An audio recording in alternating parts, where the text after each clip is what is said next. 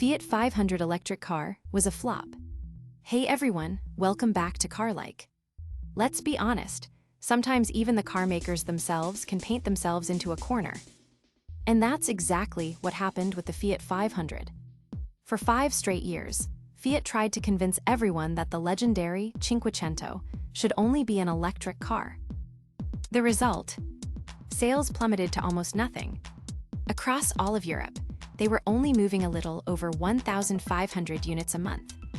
For a model that was once a true icon, that's a disaster. But as they say, better late than never. Fiat is going back to gasoline. Fiat 500 Torino. So why didn't the electric thing work out? Back in 2020, when they unveiled the new Fiat 500 as an electric-only model, the idea seemed bold. But reality quickly set in. A price tag around €29,950 for a tiny hatchback, just under 12 feet long, felt absurd.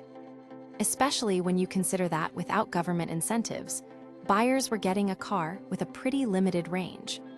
And the whole concept of an electric urban legend just didn't stick.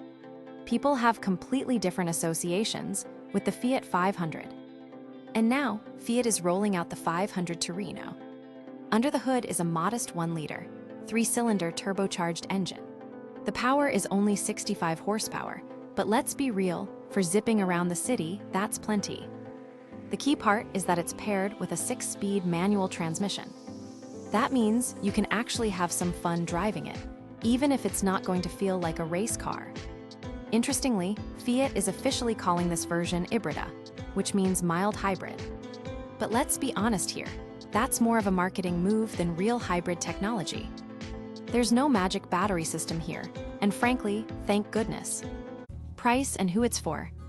In Italy, the base price will start at €16,900, but this special Torino version will be €18,950. The difference compared to the electric version is massive, almost €11,000. In my opinion, it's this price that makes the car for the people again. Because if we're looking at this rationally, no one is ready to pay as much for a tiny hatchback as they would for a decent-sized crossover. For the design, Fiat clearly decided to add some flair.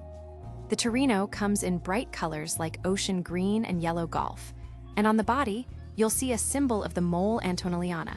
That's a famous building in Turin. Inside, there's a dashboard panel painted to match the body color and a special fabric upholstery. Plus, you get some nice-looking multi-spoke wheels. Nothing crazy, but it's these little details that make a car feel special. So, what do you get for your money? A well-known compact size, just under 12 feet long. A simple but economical engine. A manual gearbox for those who like to feel in control. Stylish design accents and limited edition vibes. And most importantly, a price that just sounds sane. My take. The Fiat 500 was always a symbol of being affordable and fun.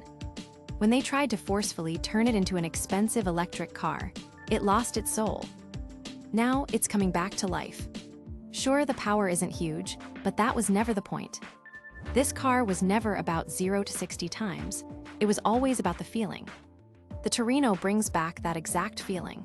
You get in, and you just enjoy driving around the city. Orders for this new version are already open, but actual deliveries will start closer to next year.